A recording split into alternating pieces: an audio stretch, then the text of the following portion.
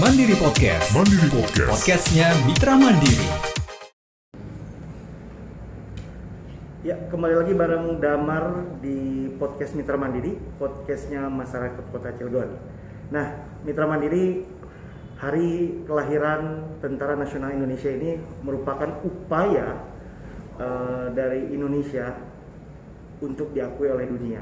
Nah, ini di hadapan kita sudah ada Letkol Infantri Ageng Wahyu Ramadan. Kita akan berbincang-bincang mengenai pencapaian TNI dan juga perkembangannya seperti apa di Kota Cilegon ini. Nah, dan selamat sore ya. Selamat sore Mas Damar. Siap. Gimana sehat dan kabarnya? Alhamdulillah sehat. Saya menyapa dulu nih boleh.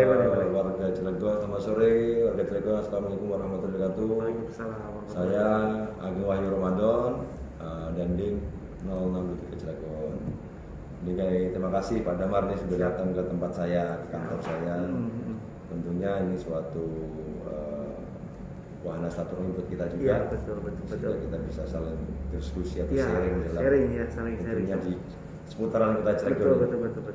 Nah, tadi Mas Damar menarik nih pertanyaannya terkait dengan hari ini kita sudah berulang tahun yang ke-76 yang mempunyai tema bersatu berjuang kita pasti menang.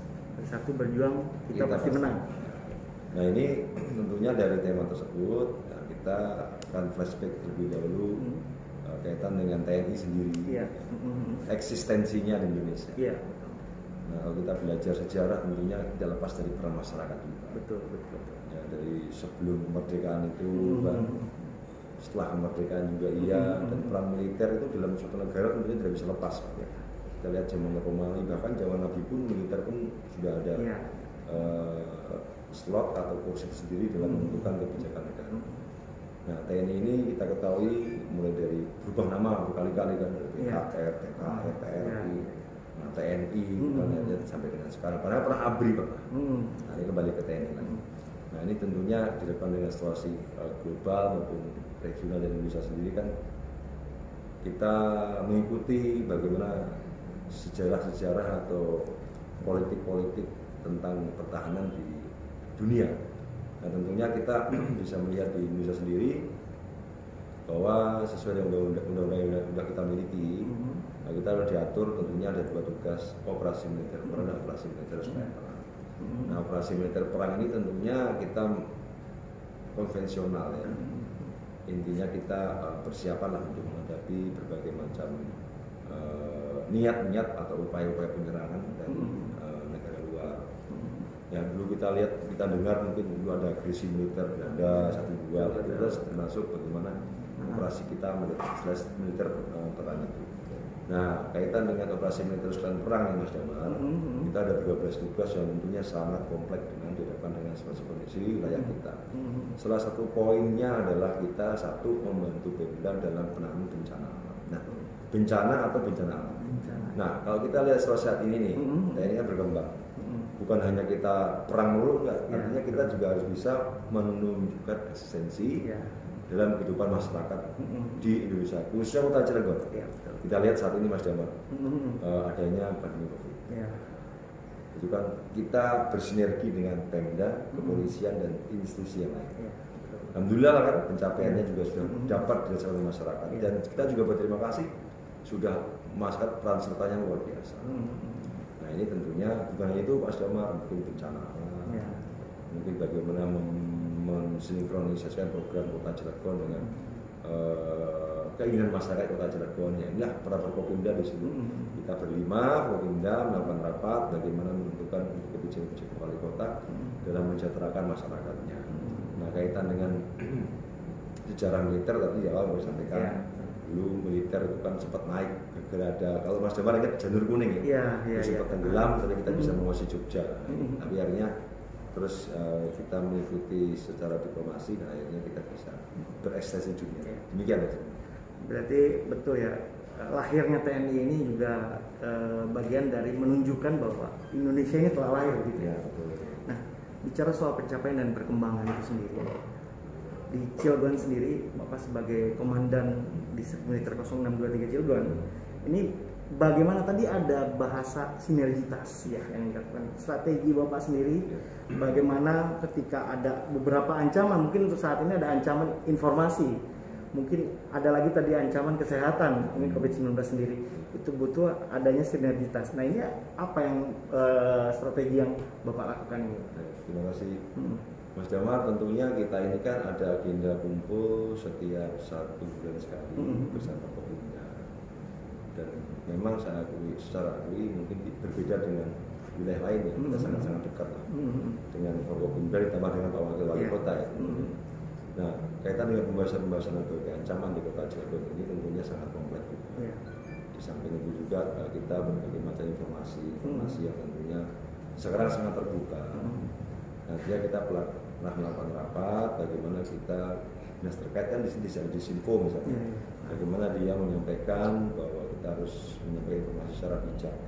Karena kadang-kadang kita sendiri membedakan sepotong-sepotong, padahal mungkin belum tentu kenyataan seperti itu. Namun kadang-kadang sekarang sudah menjadi tren, menjadi image bahwa berita-berita yang mengarah kepada situasi yang membuat agak sedikit yang membuat kita sedikit beda itu malah lebih dibaca orang. Tapi untuk keberhasilan kita malah kadang-kadang terlupakan dibaca gitu. Apa sih dibaca? Padahal dalam informasi itu mau berita baik, mau berita mungkin yang menjurus kepada sesuatu yang berbeda tadi, saya rasa ya kita harus belajar semua. Nah, ini cara penanggulangannya ya kita harus bijak dalam berinformasi, Mas Damar. Selanjutnya kita juga memang dunia ini sekarang dalam genggaman tangan kita ya. Betul. Orang berbuat jelek misalnya, tinggal di upload itu. Tinggal kita ini. Kita juga kalau berbuat istilahnya positif, orang memberikan sembako mungkin bisa diupload juga. Nah tentunya kita harus disiplin bermedia Mas Damar. Betul. Karena IT ini sungguh sangat-sangat kompleks, sangat berkembang sesuai situasi zaman. Nah tentunya ancaman-ancaman yang lain seperti ancaman COVID-19 dan sebagainya. Kita ketahui bahwa kita sudah masuk ke level kuning, Pak. Level 3 warna zona kuning. Kalau tidak salah tinggal 2 kelurahan lagi yang zona kuning, artinya sudah zona hijau. Nah artinya memang itu juga bukan keberhasilan dari kita semata. Kita membutuhkan peran serta seluruh masyarakat. Salah satu kuncinya adalah 5M itu. Kedua adalah vaksinasi. Kita lihat perbedaan sekarang nih. Vaksinasi itu sangat-sangat menurunkan angka kematian. Bahkan sekarang itu bor atau tempat isolasi terpusat di Teras dan Wisma Atlet itu kosong, nggak ada yang tinggal. Artinya kan sudah semakin membaik kondisi itu, Mas Damar ya. Membaik itu tentunya kita berlima Kopimda ini selalu bersinergi. Misalnya kita setiap bulan mendata, kecamatan mana masih kurang vaksinasinya, kita serang sama-sama. Yang sana juga kurang, kita serang sama-sama. Karena kita vaksin ini kan ada 3 piker ya, piker TNI, piker Polri, dan juga pikernya Dinkes. Jadi sama-sama aja. Misalnya saya ke wali kota, wali itu di Surabaya perlu vaksin, kita TNI belum turun, nah ini ke sana. Saya Polres ini ke sana. Jadi selalulah kita bersinergi, berbagi tugas dengan yang lain agar masalah-masalah di Kota Cilegon itu bisa teratasi, termasuk mungkin bukan hanya itu aja, ancaman kepada kaula muda, narkoba misalnya. Kita rapat bagaimana sih membuat angka narkoba Cilegon ini turun misalnya. Nanti kan harus kita perketat di Merak misalnya. Selanjutnya kita sering melaksanakan P4GN yang pengetesan secara acak. Bahkan saya pernah mengalami sendiri DPRD itu nggak dikasih tahu, habis rapat atau tes. Nah, itu kadang-kadang yang perlu kita lakukan. Dan bahkan kemarin dari narkotika ya, BNN itu kepalanya ketemu dengan kami, selanjutnya menyampaikan akan adanya program-program kampung bebas narkoba. Artinya kita juga intinya tidak bisa berjalan sendiri, Mas. Kodim kegiatan pasti akan melibatkan Pemda, polisi, Kajari, dan DPRD. DPRD punya kegiatan juga kan kita bisa. Begitu Pak. Bicara soal penanganan COVID-19, Cilegon ini mendapatkan apresiasi. Sehingga saat ini zona kuning ya, hanya 2 kelurahan yang kuning ya. Nah, ini formulasi apa sih? Kalau bicara soal vaksin nih, dan masyarakat ya kayak dengan informasi banyak, sehingga orang enggan untuk melakukan vaksin. Nah, ini strategi termasuk komandan dari Forkopimda sendiri apa sih yang bisa meyakinkan masyarakat sehingga masyarakat mau nih, dan sekarang termasuk salah satu daerah yang berhasil pencapaian COVID-nya nih. Ini bagaimana nih? Pencapaian penurunan COVID. Ya. Jadi pertama-tama itu kita pernah zona merah. Ya. Waktu itu saya masih ingat Pak. Itu ada kekosongan, saya bilang kevakuman jabatan. Wali kota lama sudah mau selesai, wali kota baru belum dilantik. Dan itu pas zona merah. Akhirnya waktu itu memang saya memaksakan diri untuk mengambil rapat sebagai wakil ketua 1 ya Pak. Akhirnya mari kita buat posko, mari kita buat operasi, mari kita buat secara tersistematis dan struktur untuk bagaimana mengatasi zona merah itu. Pelan-pelan menjadi orange, pelan-pelan kuning lagi, tahu-tahu naik lagi, dan itu pun juga daerah lain naik. Itu gambaran kita, dan bahkan di bulan Lebaran pun itu bulan pasca Lebaran kan naik semua. Nah dari situlah kita belajar lagi. Sampai waktu rapat itu saya masih ingat, saya punya saran kalau bisa hotel teras dan ini jangan ditutup, buka terus, mengantisipasi melonjaknya pandemi lagi. Alhamdulillah kan akhirnya melonjak juga waktu itu. Bahkan sampai orang ke rumah sakit juga tidur di lorong-lorong, ya kan? Sampai pasien-pasien juga kurang oksigen sih masih ngalami gitu, cari oksigen. Nah kita berlima, ya kan, rapat lagi untuk menunjukkan itu bagaimana langkah kita. Yang pertama tetap kita selalu mensosialisasikan, baik dari Pemkot sendiri mensosialisasikan melalui dinas terkait, ya, Diskominfo menyampaikan terus ke radio, terus selanjutnya melalui TV apa itu Videotron, kan? Ya. Lalu dari kesehatan terus melakukan sosialisasi, melakukan pengecekan terus kepada masyarakat, vaksinasi juga terus berjalan. Waktu itu selanjutnya Pak dari kami sendiri juga membantu Pemda bersama kepolisian, kita melakukan operasi justisi, bahkan tutup warung-warung yang malam-malam masih buka itu, ya sempat ada pro kontra gitu ya. Tapi intinya kami pro kontra itu demi keselamatan rakyat, bukan demi kami. Selanjutnya dari Kajari bidang hukumnya dari Pak Dewa menyampaikan saran aspirasi dari itu. Terus itu berjalan. Nah, vaksinasi ini tentunya kan tidak semudah orang mau vaksin. Banyak kendala. Artinya pertama mungkin dia baru. Lalu yang kedua dia mungkin di bawah umur. Lalu yang ketiga dia punya komorbid. Akhirnya dengan kendala-kendala tersebut, nah kita membuat langkah apa contohnya? Boleh kita buat gerai vaksin. Oke, kita serang. Apa yang perlu utamakan? Oh, industri. Karyawannya banyak. Karena pada sering keluar masuk Cirebon. Kita serang industri juga. Nah setelah kita serang banyak nih. Kita buat alun-alun, dan bahkan pemerintah juga mempunyai langkah harus mendownload aplikasi Peduli Lindungi. Dan kalau itu download berarti kan semua menjadi persyaratan utama apabila masuk mall, masuk olahraga, masuk dan sebagainya. Nah ini membuat orang-orang juga pengen vaksin. Oh itu salah bayangkan satu aja ya. Bayangkan kalau orang tua misalnya. Ini kalau anak muda yang pengen belanja gitu nggak bisa masuk mall kan, kasihan. Itu salah satu trik Pak. Lalu kita mengajak lah terus Pak, karena vaksin memang perlu. Artinya mengajak itu tentunya dengan manis ya. Ayo Pak kita vaksin. Artinya kita Babinsa, Babinkas, Dinkes terkait di Puskesmas mendorong mobilisasi. Ya, misalnya di sini buka, yuk kita ke sana. Yuk kita ke sana. Kita dorong dengan tadi itu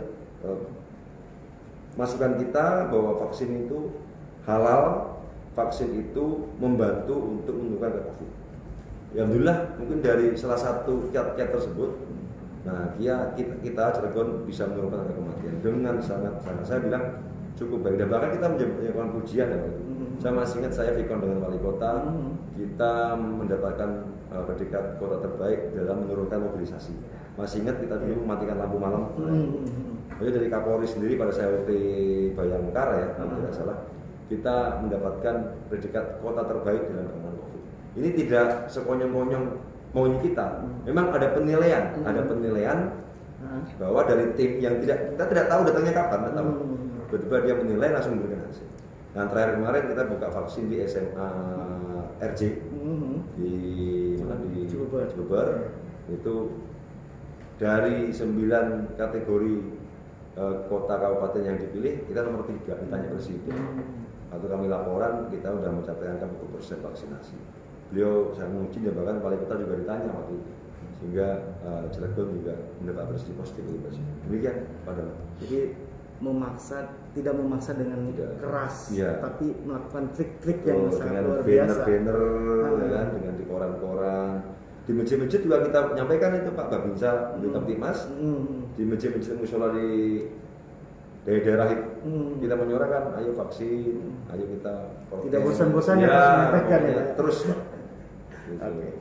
Oke Pak, terakhir berhubungan dengan HUT TNI yang ke-76. Bapak sebagai anggota TNI sendiri, bagaimana sih memaknai HUT ini? Baik, hari ini kita ulang tahun, tentunya bertemakan tadi bersatu berjuang, kita pasti menang. Nah kalau kita aplikasikan dengan saat ini, tentunya peran Kodim menuju ke Cilegon, kami berjalan dulu bahwa kita pimpinan membawa harus bersatu. Bersatu dengan apa? Dengan organisasi. Bagaimana kita melaksanakan tugas pokok kita sesuai dengan tupoksi masing-masing. Nah, keluar kita nggak bisa lupa bahwa kita punya jati diri. Salah satu jati diri adalah kita adalah antara rakyat. Kita harus bersatu dengan masyarakat, bersatu dengan semuanya, membangun negeri tercinta. Membangun itu luas mas, membangun karakter, membangun pembangunan secara fisik dan fisik. Dan bahkan saat ini juga kita ada TMMD di Merak. Jadi salah satu bagaimana bagian dari bersatu. Berjuang tentunya kita juga sama. Kita Kodim sendiri berjuang untuk apa? Berjuang untuk pengenalan keluarga. Yang kedua untuk dinas kita. Berjuang untuk bagaimana menyukseskan program-program pemerintah, terutama program-program kegiatan daripada TNI itu sendiri dan juga angkatan darat pada khususnya dilakukan dengan situasi-situasi yang di daerah yang tentunya bermacam-macam mas, dengan beda karakter wilayah Cilegon dengan Pandeglang juga sangat berbeda. Oleh karena itu kita selalu beradaptasi, selalu membaca situasi dan selalu bersama dengan semua elemen bagaimana kita tetap berjuang demi apa supaya Cilegon ini maju. Nah dengan keluar organisasi kami kita terus bersinergi membangun dengan Pemkot, dengan mungkin kalangan ulama, pelajar, mahasiswa yang sering audiensi dengan kami di sini, itu sama-sama berjuang untuk bagaimana mewujudkan rencana-rencana daripada wali kota Cilegon untuk membangun negeri. Nah, yang terakhir adalah kita pasti menang. Apabila kita bersatu kita sudah dapat, berjuang kita maksimal, pasti apapun juga rintangan hambatan pasti kita bisa. Itu kita memaknai hari ulang tahun TNI 76. Pesan untuk masyarakat? Baik, sepatutnya mungkin saya hanya menghimbau ya. Kalau berpesan kan kalau kita mau pindah. Iya, menghimbau berarti ya. Menghimbau ya pada masyarakat tercinta bahwa kami TNI adalah rakyat. Sesuai dengan jati diri kami dari rakyat untuk rakyat, kembali ke rakyat. Kami TNI bukan kaum elit, kami adalah menjadi pengayom, menjadi rekan daripada masyarakat kota Cilegon. Nah ini mari sama-sama kita berjuang bersatu dalam membangun negeri kita ini tanpa adanya peran dari masyarakat kota Cilegon. Tentunya apa yang menjadi program-program Kodim juga kurang berjalan dengan maksimal. Intinya kami bertekad satu dengan masyarakat kota Cilegon dalam hal apapun juga, terutama kaitan dengan tugas tertentu kita. Lalu mengimbau juga, ayo mari sama-sama kita hadapi situasi seperti ini, khususnya di pandemi COVID-19. Jangan jenuh, jangan bosan, terus menyuarakan prokes, terus memberikan tahu kepada masyarakat lainnya untuk vaksinasi. Karena salah satu cara untuk mengurangi angka kematian COVID vaksinasi. Itu mungkin himbauan saya kepada masyarakat, teruslah membangun Cilegon, berikan masukan saran kepada Pak Wali dan Forkopimda. Mari kita punya rasa sense of belonging, rasa memiliki bahwa kota Cilegon ini adalah rumah kita. Oke, terima kasih atas waktunya. Selamat bertugas kembali. Terima kasih.